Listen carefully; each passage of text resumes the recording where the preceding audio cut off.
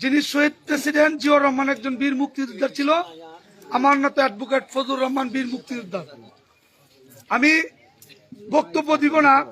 এই দল করাতে আপনারা জানেন আমি কয়েকবার জেল কাটছি, কয়েকটা মামলা আমাকে রিমান্ডেও নিছে।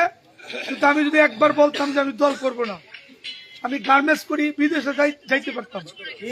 আমি স্বাধীনতার পক্ষে কাজ করি। আপনাদের পায়ে হাত রেখে বলি, এই অ্যাডভোকেট ফজলুর রহমান জীবনের শেষ বেলা এসে দাঁড়িয়েছে। উনার ব্যাকগ্রাউন্ড হয়তো আপনারা জানেন না। দুই ছেলে আইনজীবী, একজন ব্যারিস্টার, দুই ছেলে ডক্টর, এক মেয়ে সারা বিশ্বে দ্বিতীয় স্থান, আমেরিকা থাকে। তারা দুইজন হাইকোর্ট সুপ্রিম কোর্টের অ্যাডভোকেট।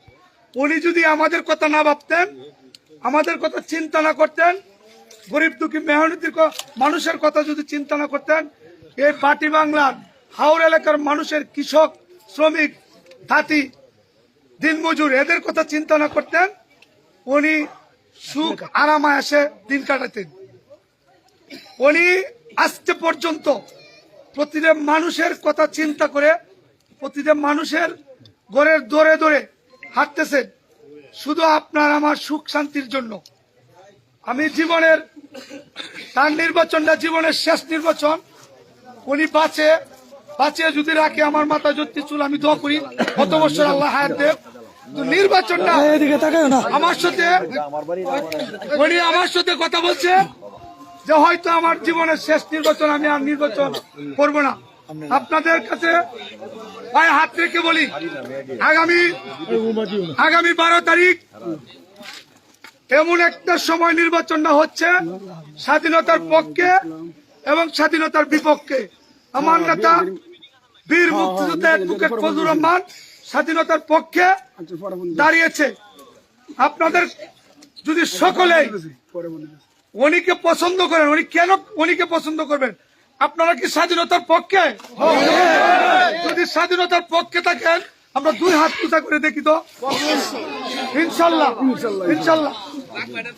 এই জীবনের শেষ নির্বাচনটা আপনাদের কাছে আমার অনুরোধ, আমি বক্তব্য দীর্ঘায়িত করব না। আগামী 12 তারিখ শহীদ প্রেসিডেন্ট জিয়াউর রহমানের উত্তরসূরি, আগামী দিনের রাষ্ট্রনায়ক, তরুণ প্রজন্মের অহংকার, দেশ নেতা তারেক রহমানের, যিনি তাঁর শীষ যার কাছে দিছে, বীর মুক্তিযোদ্ধা অ্যাডভোকেট ফজলুর রহমানকে আগামী দিনে 12 তারিখ আপনারা সকলেই দলবত নির্বিশেষে, আমার মামা একটি কথা বলছে, হয়তো কথাটা লক্ষ্য করছে, সকলের ফ্যামিলি যে যেখানে আছেন 12 তারিখ আমরা যদি একটা ভোট দিতে পারি। চৌগাঙ্গা ইউনিয়নটা কিন্তু আসলেই অবহেলিত। অনেকে বলছেন আমরা সর্বোচ্চ 3 থানা 24টা ইউনিয়ন, 4,08,232 ভোট। এই নির্বাচনের উত্তেজিত সৃষ্টি হয় চৌগাঙ্গা এই 4 নগর শহীদ স্মৃতি স্কুলের কেন্দ্র থেকে। ওই সুনামটা, এই গ্রামের সুনামটা ধরে রাখার জন্য সকলেই দলবত নির্বিশেষে 12 তারিখ আপনারা যাবেন। আপনাদের কাছে অনুরোধ, সবাই ফজলুর রহমানের জন্য দোয়া করবেন। উনি বাজিতপুর থেকে আজকে ঢাকা এবার কেয়ার হাসপাতালে আছে তার বডি চেকিং করার জন্য। উনি সুস্থ আছেন, উনি সালাম জানাইছে। সকলেই 12 তারিখ একটা ভোট দানের শীষে সকলেই দিবেন এবং সকলেই কেন্দ্রে যাবেন। এই নির্বাচনটা আগের নির্বাচন না যে লাইন অনেককে ভোট দেয়া এ হাতে ভোট মেরে দিব। এটা ফেয়ার এবং গণতন্ত্র পুনরুদ্ধার হবে 12 তারিখ।